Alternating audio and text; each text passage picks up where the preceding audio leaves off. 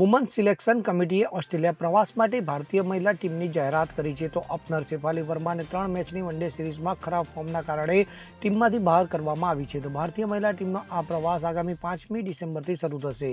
તો હરલીન દેવલ લગભગ 1 વર્ષ બાદ ઓડીઆઈ ટીમમાં પરત ફરી છે. તો રિચા ઘોષ જે પોતાની બોર્ડની પરીક્ષાઓને કારણે ન્યૂઝીલેન્ડ સામે ઘર આંગણે સિરીઝ ન રમી શકી, તેને પણ ટીમમાં લાવવામાં આવી છે. તો 16 સભ્યોની ટીમમાં પ્રિયા પુનિયા, લેગ સ્પિનર મીનુ મણી અને ફાસ્ટ બોલર ટીટ્સ સાધુના નામ સામેલ છે. તો ટીમની આગેવાની હરમનપ્રીત કૌર કરશે. ઓપનર શેફાલી વર્માને ઓસ્ટ્રેલિયા પ્રવાસ માટે ટીમમાં પસંદ કરવામાં આવતી નથી, જેનું કારણ છેલ્લી સિરીઝમાં તેનું ખરાબ પ્રદર્શન છે. તો શેફાલીએ ન્યૂઝીલેન્ડ સામે 3 વનડેમાં 56 રન બનાવ્યા હતા. તો આ સિવાય ઓસ્ટ્રેલિયા પ્રવાસ માટે ભારતે ન્યૂઝીલેન્ડ સિરીઝ માટે લગભગ એ જ ટીમ પસંદ કરી છે જે ન્યૂઝીલેન્ડ સામે હોમ વનડે સિરીઝમાં રમતી જોવા મળી આવી હતી. ત્યારે હરલીન દેવલ લગભગ 1 વર્ષ બાદ પ્રવાસમાં પરત ફરી છે. તો ઓલરાઉન્ડર હરલીને ભારત માટે તેની છેલ્લે વનડે ગયા વર્ષે ડિસેમ્બરમાં ઓસ્ટ્રેલિયા સામે મુંબઈમાં રમી હતી. તેણે 10 વનડેમાં 207 રન બનાવ્યા છે.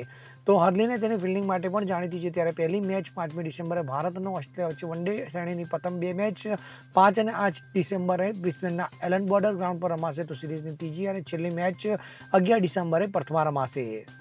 Bureau report CN24 news. હવે જુઓ દેશ દુનિયાની તમામ ખબરો તમારી આંગળીના ટેરવે.